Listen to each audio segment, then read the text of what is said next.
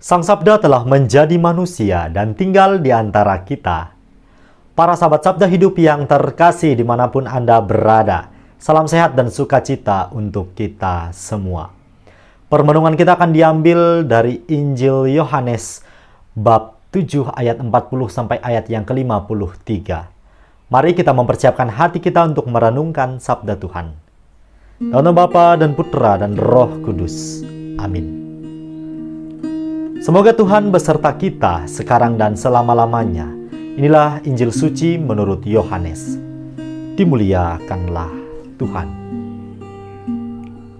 Beberapa orang di antara orang banyak yang mendengarkan perkataan-perkataan itu berkata, "Dia ini benar-benar nabi yang akan datang." Yang lain berkata, "Ya ini Mesias." Tetapi yang lain lagi berkata, "Bukan, Mesias tidak datang dari Galilea." Karena kitab suci mengatakan bahwa Mesias berasal dari keturunan Daud dan dari kampung Betlehem, tempat Daud dahulu tinggal. Maka timbullah pertentangan di antara orang banyak karena dia. Beberapa orang di antara mereka mau menangkap dia, tetapi tidak ada seorang pun yang berani menyentuhnya. Maka penjaga-penjaga itu pergi kepada imam-imam kepala dan orang-orang Farisi yang berkata kepada mereka, "Mengapa kamu tidak membawanya?" Jawab penjaga-penjaga itu, "Belum pernah seorang manusia berkata seperti orang itu." Jawab orang-orang Farisi itu kepada mereka, "Adakah kamu juga disesatkan? Adakah seorang di antara pemimpin-pemimpin yang percaya kepadanya atau seorang di antara orang-orang Farisi?" Tetapi orang banyak ini yang tidak mengenal hukum Taurat, terkutuklah mereka.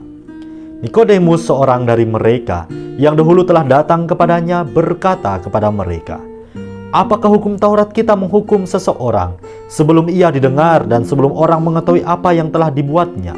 Jawab mereka, "Apakah engkau juga orang Galilea? Selidikilah kitab suci dan engkau akan tahu bahwa tidak ada nabi yang datang dari Galilea." Lalu mereka pulang masing-masing ke rumahnya. Demikianlah sabda Tuhan. Terpujilah Kristus. Para sahabat Sabda Hidup yang terkasih, melalui bacaan Injil hari ini kita berjumpa dengan Yesus yang sedang mengajar di Yerusalem. Diceritakan bahwa pada saat itu banyak orang mendengarkan pengajarannya, dan dari antara banyak orang ini terdapat aneka penilaian akan Yesus. Ada yang berkata bahwa Yesus sungguh nabi yang akan datang. Ada pula yang berkata bahwa Yesus adalah Mesias. Ada juga yang menyangkal anggapan tersebut dengan dalil bahwa Mesias tidak datang dari tanah Galilea.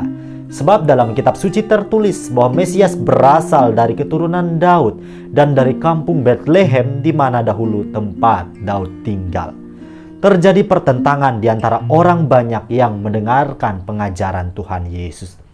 Tidak sedikit juga orang-orang yang sudah mulai percaya kepada Yesus, bahkan termasuk penjaga-penjaga yang ditugaskan oleh imam-imam kepala dan orang-orang Farisi. Akan tetapi rasa percaya yang mereka miliki terhadap Yesus belum begitu mendalam, sehingga sangat rentan untuk menjadi goyah. Kita dapat melihat bahwa kebanyakan orang yang menolak Yesus ialah mereka yang belum mengenal dengan baik siapa itu Yesus. Dan juga golongan penguasa yang merasa terancam kedudukannya karena kehadiran Tuhan Yesus. Lalu bagaimana dengan pengenalan kita akan Yesus sebagai pengikut-pengikutnya yang masih bersiarah saat ini? Apakah kita cukup mengenal dengan baik siapa itu Yesus bagi hidup kita masing-masing?